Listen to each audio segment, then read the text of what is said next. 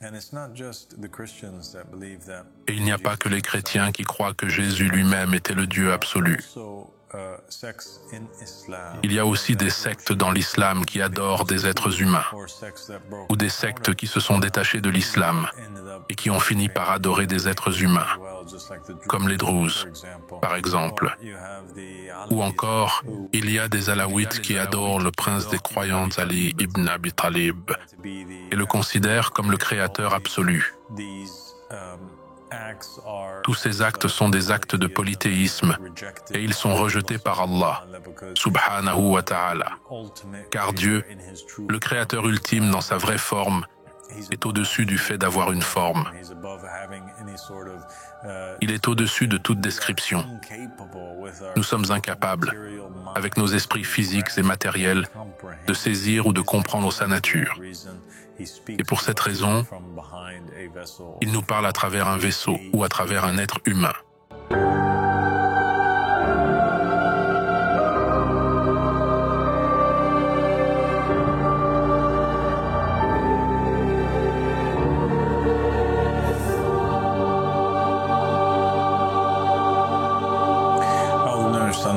بسم الله الرحمن الرحيم اللهم صل على محمد وآل محمد الإمام المهدينا وسلم تسليما. Que la paix, la miséricorde et les bénédictions d'Allah soient sur toi, mon cher frère Jamil. Wa alaykoum salam, mon cher père. Merci de me recevoir. J'avais une question à laquelle je pensais et je voudrais savoir si l'imam du temps, ou le représentant que Dieu désigne, est Dieu dans la création ou s'il est le Dieu absolu. Il est Dieu dans la création. Et cela ne signifie pas qu'il est le Dieu absolu. Ainsi, Allah, subhanahu wa ta'ala, est le Dieu ultime, le Dieu unique. Il n'y a de Dieu que lui, le Dieu d'Abraham, d'Isaac, de Jacob, de Jésus et de Muhammad, sallallahu alayhi wa alayhi. Le Père céleste, Dieu, il n'y a de Dieu que lui. Il règne sur les cieux et la terre. Et Dieu règne sur la terre à travers un de ses représentants. De la même manière que dans le Saint-Coran, il est dit que c'est Dieu qui enlève les âmes au moment de la mort. Mais il ne le fait pas directement. Il le fait plutôt à travers un ange, l'ange de la mort, Azraël, n'est-ce pas? Et il en va de même pour beaucoup des choses que Dieu fait. Il fait descendre la pluie, il accorde la subsistance, il fait descendre la révélation, par exemple. Mais il ne le fait pas directement. Il le fait à travers l'archange Gabriel, alayhi salam. Et il en est de même ici. Il y a un représentant de Dieu sur terre. Ce représentant est le calife de Dieu, en qui Dieu insuffle de son esprit, tout comme il l'a fait dans le Saint-Coran avec Adam, lorsqu'il a dit « Et si je souffle en lui de mon esprit, alors tombez devant lui en prosternation. » Ainsi, les anges ont adoré Dieu en se prosternant devant Adam, le calife d'Allah, subhanahu wa ta'ala. Mais cela ne signifie pas que le corps, la chair et le sang d'Adam avaient un quelconque lien avec le divin, le créateur divin. Mais en réalité, c'est l'Esprit de Dieu qui était en lui. Et que signifie l'Esprit de Dieu? Avant d'entrer dans cette explication, je voudrais simplement dire que les Ahlul Bayt, alayhum salam, nous ont fortement mis en garde contre le risque de tomber dans le polythéisme. Le monothéisme est la connaissance la plus importante qui existe. C'est également la chose la plus essentielle que Dieu exige de nous, que nous ne l'associons à rien. La forme la plus basse du polythéisme est d'associer une création au Créateur, c'est-à-dire adorer quelque chose fait de matière, comme si c'était le Créateur lui-même, tout comme les gens le faisaient à l'époque de l'ignorance, lorsqu'ils adoraient des bâtons et des pierres. ou fabriquaient des idoles à l'époque d'Abraham ou à l'époque du prophète Muhammad sallallahu alayhi wa sallam. Et ils adoraient ces idoles, croyant qu'elles étaient des manifestations ou des extensions du Dieu absolu, ce qui était un péché grave. Ce péché consistant à adorer un homme à la place de Dieu est la forme de polythéisme dans laquelle les chrétiens sont malheureusement tombés. Ils ont mal interprété les paroles et les enseignements de Jésus-Christ, alayhi salam, et l'ont pris pour autre chose qu'un prophète, alors qu'il était la manifestation parfaite de Dieu dans la création, et l'un des plus grands prophètes ayant jamais existé. Un prophète appelé l'Esprit de Dieu parce qu'il incarnait parfaitement l'Esprit de Dieu. L'Esprit de Dieu qui a été insufflé en Adam a brillé le plus à travers Jésus-Christ, ainsi que le prophète Muhammad, sallallahu alayhi wa alayhi. C'est pour cela qu'il fut appelé l'Esprit d'Allah, subhanahu wa ta'ala. Ruhullah Isa était l'un des surnoms de Jésus-Christ, l'Esprit de Dieu, pour cette raison précise. Mais cela ne signifiait pas que Jésus lui-même, la matière, la chair, le sang, l'individu, la personne, faisait partie de Dieu, ou d'une trinité divine, ou qu'il était Dieu lui-même. Les Ahlul Bayt, alayhum salam, nous ont mis en garde contre cela. Et les narrations de Muhammad et de la famille de Muhammad rapportent que le prophète Muhammad, sallallahu alayhi wa sallam, a dit à plusieurs reprises qu'il avait tant de choses qu'il aurait voulu dire sur Ali ibn Abi Talib, mais qu'il craignait que les gens l'adorent comme ils l'ont fait avec Jésus. Cela nous montre que des choses ont été dites à propos de Jésus que les gens n'ont pas comprises, ce qui les a conduits à le prendre pour Dieu. De même, il y a des choses que le prophète Muhammad, sallallahu alayhi wa alayhi, aurait pu dire à propos de Muhammad, de la famille de Muhammad, de l'imam Ali, alayhi salam, et des autres imams, qui auraient poussé les gens à tomber dans ce même genre de polythéisme. Les Ahlul Bayt alayhum salam ont dit à de nombreuses reprises « Dites de nous ce que vous voulez, mais ne dites pas que nous sommes le Dieu absolu. » Ainsi, en deçà de cela, vous pouvez dire tout ce que vous voulez sur Muhammad et la famille de Muhammad, sans jamais atteindre leur véritable rang, ni être capable de les décrire adéquatement. Mais ne dites jamais qu'ils sont le Dieu absolu. Nous avons donc été interdits de le faire. Muhammad et la famille de Muhammad, alayhum salam, ont également dit que le monothéisme, c'est adorer le sens même. Adorer le nom et le sens, c'est du polythéisme. Et adorer uniquement le nom sans le sens, c'est de la mécréance. Et si tu veux approfondir cela, nous l'avons déjà expliqué dans des épisodes précédents. Mais en résumé, les prophètes, les messagers, les hujjas, depuis l'époque d'Adam jusqu'à la fin des temps, chacun d'entre eux a représenté un nom de Dieu. Et cet esprit de Dieu qui est passé d'un hujja à un autre, d'un prophète ou messager, ou imam ou représentant à un autre, n'est jamais mort. Il a continuellement vécu depuis le moment où il a été insufflé en Adam jusqu'à la fin des temps. C'est cela le sens. Chacun des prophètes représentait des noms, divers noms. Ainsi, l'Esprit, à un moment donné, portait le nom d'Adam, n'est-ce pas? Parce qu'il était en Adam. Mais ce n'est pas Adam. L'Esprit est différent d'Adam, car Adam meurt, tandis que le sens, cet esprit, perdure et continue de passer d'un endroit à un autre, ou d'un récipient à un autre, ou prend différents noms. À un moment donné, son nom est Jonah. À un autre moment, son nom est Abraham, puis Krishna, ou Arjuna, ou Zoroastre, ou Socrate, Platon, n'est-ce pas? Ou encore Joseph, Moïse, Jésus, ou Muhammad, sallallahu alayhi wa alayhi, ou Al-Baqir, le révélateur, Al-Sadiq, le véridique. Chacun de ces prophètes et messagers était un nom de Dieu. Mais nous ne pouvons pas adorer ces individus comme Dieu lui-même. Au contraire, nous nous prosternons devant eux et leur obéissons comme un acte d'adoration envers l'Esprit qui réside en eux. Cela a-t-il du sens? Oui, c'est clair comme de l'eau de roche, car tu l'expliques, parce que je pense que c'est évidemment là où les chrétiens se sont écartés du droit chemin en croyant que Jésus lui-même était le Dieu absolu. Et ce ne sont pas seulement les chrétiens qui croient que Jésus lui-même était le Dieu absolu, mais il y a aussi des sectes dans l'islam qui adorent des êtres humains, ou des sectes qui se sont séparées de l'islam et qui ont également fini par adorer des êtres humains, comme les Druzes par exemple, ou encore il y a les Alaouites qui adorent Amir al-Mu'minin Ali ibn Abi Talib, alayhi salam, et le considèrent comme le créateur absolu. Tous ces actes sont des actes de polythéisme et ils sont rejetés par Allah subhanahu wa ta'ala. Car Dieu, le Créateur suprême dans sa véritable essence, est au-delà même d'avoir une forme.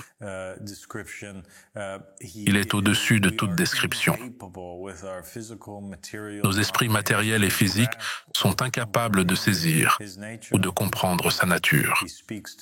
Et c'est pour cette raison qu'il nous parle à travers un vaisseau ou à travers un être humain. Et cette idée, car les gens confondent souvent cette affaire et pensent que l'Esprit de Dieu qui descend et réside dans le calife est peut-être une partie détachée de Dieu. Ils imaginent qu'une partie de Dieu est descendue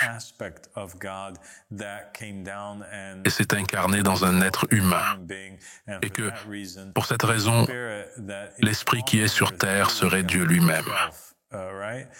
Mais en réalité, ce n'est pas le cas, car Dieu est indivisible. Tu ne peux pas le diviser en plusieurs parties. En réalité, la ressemblance de Dieu et de l'Esprit de Dieu sur Terre est comparable au disque solaire et à ses rayons. Lorsque tu regardes le Soleil et que tu vois les rayons en sortir, les rayons qui frappent et touchent la Terre, tu peux dire que les rayons du Soleil ont illuminé le monde ou que la lumière du Soleil a touché la Terre. Mais tu ne peux pas dire que le disque solaire lui-même a touché la Terre. Si le disque solaire touchait la Terre, celle-ci serait désintégrée. La Terre serait engloutie, brûlée, elle n'existerait plus. Elle serait décimée. Il en va de même pour Dieu et son esprit. Il en va de même pour Dieu et son esprit. Si Dieu lui-même entrait dans la création, le monde de la création n'existerait plus. Il serait totalement anéanti. Mais plutôt, il y a ce rayon de lumière venant de Dieu, mais qui n'est pas Dieu, qui descend sur terre et réside dans les hujjas, les prophètes et les messagers, d'un prophète à un autre, d'un messager à un autre, d'un imam à un autre. Cela a-t-il du sens? Oui, c'est très clair. Et c'est pourquoi nous avons également affirmé précédemment que le Saint-Esprit qui existe ici, selon les traditions de Muhammad et de la famille de Muhammad, alayhum salam, il y a ces traditions où le Saint-Esprit lui-même est identifié et il est décrit comme étant Muhammad, Ali, Fatima, Al-Hassan, Al-Hussein et Gabriel, n'est-ce pas, ou Jésus-Christ. Ces 6 individus, les gens du manteau, ceux qui ont eu la permission d'être ensemble sous le manteau, leur esprit qui était partagé entre plusieurs corps différents. Cet esprit est le Saint-Esprit qui réside dans l'épreuve d'Allah, subhanahu wa ta'ala. Et c'est l'une des raisons pour lesquelles Jésus a été appelé le Saint-Esprit, n'est-ce pas? Parce qu'il est cet esprit sur terre qui représente Dieu. Mais ni Muhammad, ni Ali, ni Al-Hassan, ni Al-Hussein, ni Fatima, ni Jésus n'étaient en réalité Dieu lui-même. Mais ils sont ce qui se rapproche le plus de Dieu dans le monde de la création. Et ils sont sa création primordiale, sa première création qu'il ait jamais créée ou faite. Et ils sont la volonté d'Allah, subhanahu wa ta'ala, qui est insufflée dans le cœur des différents prophètes et messagers. Et les prophètes et les messagers, lorsqu'ils sont sur terre, subissent aussi des épreuves, tout comme le reste de la création. Ils ne sont pas exemptés d'être mis à l'épreuve en ce qui concerne leur foi. C'est un point important. Tout comme les êtres humains, ils doivent reconnaître, et il a été dit par le prophète Muhammad, sallallahu alayhi wa alihi, que quiconque meurt sans connaître l'imam de son temps meurt d'une mort d'ignorance. Donc tu dois reconnaître l'imam de ton époque. Tu dois savoir où se trouve la voie du Saint-Esprit. Tu dois avoir foi en ce qui est invisible. Tu ne sais pas avec certitude, mais tu as foi parce que ton cœur te le dit. Ou bien les preuves logiques pointent dans cette direction. Ou encore, la loi de la reconnaissance de la preuve de Dieu s'accomplit en une personne particulière. Et donc, tu dois te soumettre en reconnaissant que cet individu est celui qui porte en lui l'Esprit de Dieu. Il en va de même pour les prophètes et les messagers. Ils sont également soumis à une épreuve dans laquelle ils doivent reconnaître que l'Esprit Saint réside en eux. Et c'est de là qu'ils reçoivent leur révélation divine, et non pas d'un diable, par exemple, ou d'une autre source, que ce soit d'eux-mêmes ou du diable. Et cette épreuve que les prophètes et les messagers traversent, celle de faire confiance à eux-mêmes et à l'Esprit qui est en eux, est le test qui détermine les différents degrés dans lesquels se situent les prophètes, les messagers et les imams. Et nous avons de nombreuses narrations qui en parlent, notamment sur le verset du Coran qui dit, par exemple, « Jusqu'à ce que les messagers désespèrent. Jusqu'à ce que les messagers désespèrent. » Et pensent qu'ils ont été démentis. À ce moment-là, notre victoire leur parvient. L'imam al-Sadiq, alayhi salam, a expliqué que le sens de ce verset est que les messagers recevaient une révélation de Dieu, mais qu'à un certain moment, ils en doutaient. Par exemple, après un délai dans l'accomplissement de la promesse, ils pouvaient avoir des doutes. Mon Dieu, ai-je vraiment reçu une révélation de Dieu ? Suis-je vraiment un messager de Dieu? Ou bien ai-je été trompé par le diable? Ils pensaient donc que les révélations qu'ils recevaient provenaient d'une autre source que le Saint-Esprit. Ils ont cru pendant un moment que ces révélations venaient de quelque chose de maléfique, quelque chose qui les avait trompés et induits en erreur.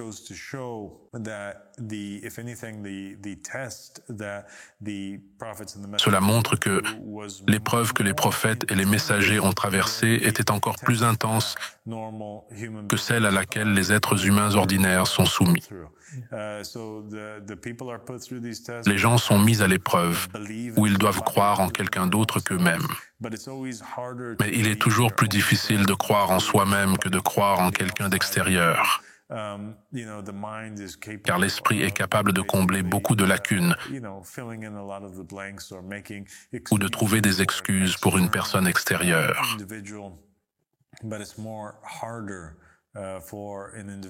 Mais c'est encore plus difficile pour un individu humble qui a une opinion négative de lui-même d'écouter ses propres pensées ou inspirations venant de l'intérieur et de vraiment croire qu'elles viennent d'Allah, subhanahu wa ta'ala. Et c'est essentiellement la grande épreuve dans laquelle il se trouve, parce que les narrations des Ahlul Bayt, alayhum salam, par exemple, et une narration décrit le Mahdi. Elle dit que le Mahdi ou le Qaim portera l'épée sur son dos pendant 8 mois et il vaincra en massacrant les ennemis d'Allah, subhanahu wa ta'ala. sans pitié. Puis il est dit, jusqu'à ce que Dieu soit satisfait. Puis l'un des compagnons a demandé à l'imam, et comment le Mahdi saura-t-il, comment le Qaïm saura-t-il que Dieu est satisfait? Et la réponse fut, Dieu placera la miséricorde dans son cœur. Et c'est une narration très profonde et importante qui donne beaucoup d'éclaircissements sur la manière dont cela fonctionne. Cela signifie qu'aucun ange n'est descendu pour dire « D'accord, Mahdi, arrête de tuer maintenant parce que Dieu est satisfait. » Il n'a pas fait d'istikhara, par exemple, pour le découvrir. La manière dont il l'a su était simplement en écoutant les sentiments qu'il ressentait au fond de lui-même et en reconnaissant que ces sentiments étaient la volonté divine d'Allah, subhanahu wa ta'ala, en ayant suffisamment de foi en cela. Ainsi, lorsque Dieu place de la miséricorde en lui, c'est que Dieu ressent de la miséricorde. Quand il ressent de la colère, c'est que Dieu ressent de la colère. Lorsqu'il dit quelque chose, c'est en réalité Dieu qui l'a poussé à dire cette chose. S'il sourit à quelqu'un, c'est parce que Dieu a souri à cette personne. Ce n'est pas parce que le Hujja lui-même est Dieu, mais parce que Dieu a insufflé dans son cœur cette volonté divine. Dans le Coran, lorsque David lança la pierre sur Goliath, que dit-il? Que ce n'était pas lui qui l'a lancé, mais plutôt Dieu qui l'a lancé. Ainsi, même ses actions, ses sentiments et ses paroles. Le Coran dit également à propos du prophète Muhammad, sallallahu alayhi wa alayhi. Que dit-il? Il dit qu'il ne prononce rien de son propre chef. C'est rien d'autre qu'une inspiration. Cela signifie donc que les paroles du Hujja, ce qui sort de sa bouche, viennent d'Allah, subhanahu wa ta'ala. Essentiellement, le Hujja devient une sorte d'avatar vivant, parlant et agissant au nom de la volonté d'Allah, subhanahu wa ta'ala.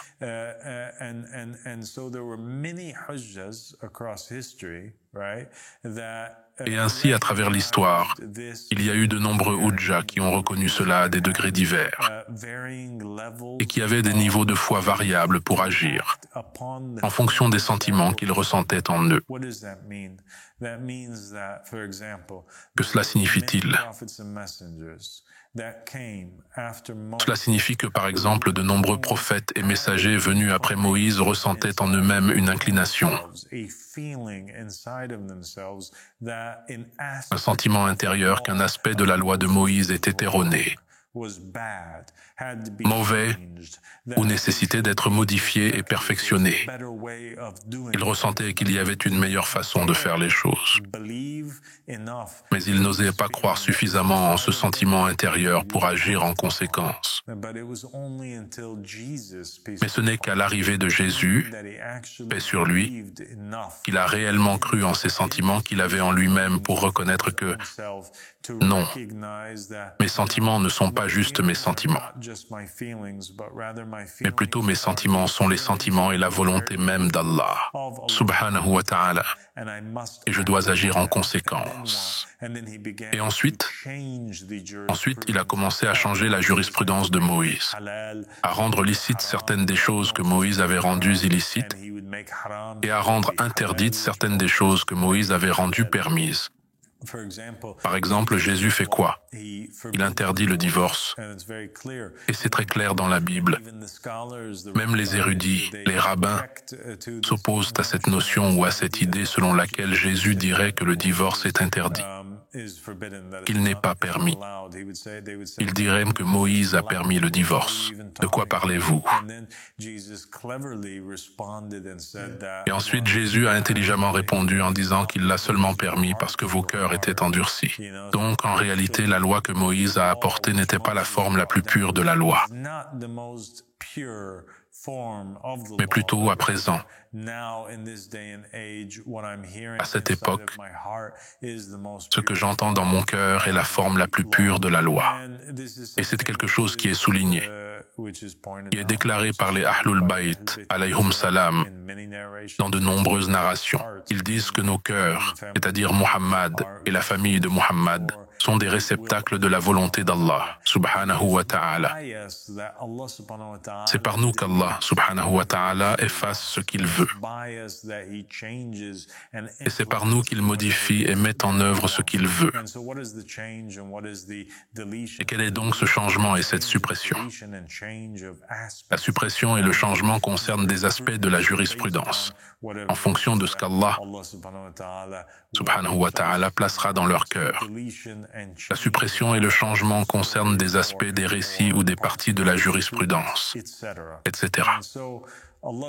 Ainsi, Allah, subhanahu wa ta'ala, gouverne la terre et les cieux par sa volonté. Dans les cieux, il gouverne par les anges et par divers représentants. Et sur terre, il gouverne également à travers l'être humain, son calife, qui existe sur la surface de la terre.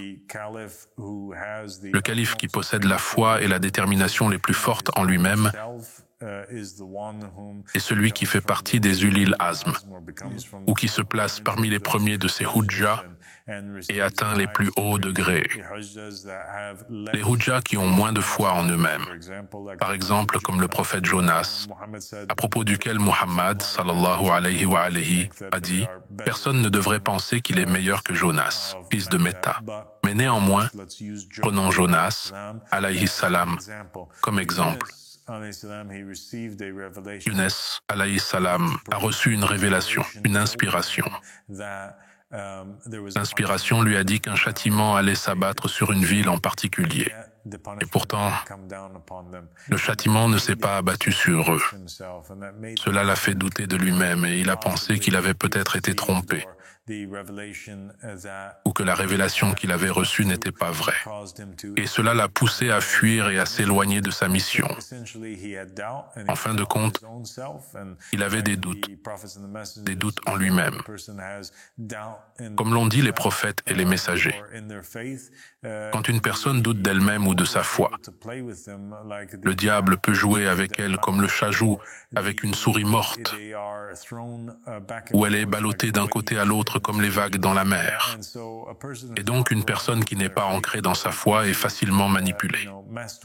Et c'est exactement ce que nous voyons se passer avec Jonas. Il s'enfuit et il commence à être ballotté comme les vagues dans la mer, jusqu'à ce qu'il finisse par tomber dans l'océan. Il tombe du navire. Il n'est plus sur l'arche du salut. Il est puni. Il est pratiquement mort. Et parce qu'il se repent, Dieu a pitié de lui et le rétablit en tant que messager. C'était un exemple de quelqu'un qui avait des doutes, non pas en Dieu, mais en lui-même et en l'esprit qui est en lui. Et le Mahdi vient dans la fin des temps. Et il est un personnage, le Qaïm, qui a foi en lui-même et est capable de mettre en œuvre une partie de la jurisprudence muhammadienne qui n'a pas été appliquée à l'époque du prophète Muhammad sallallahu alayhi wa alayhi. Et alhamdulillah rabbil alamin. Merci Jamil de m'avoir rejoint. Merci Père pour cet honneur. Assalamu alaykum. Wa alaykum assalam.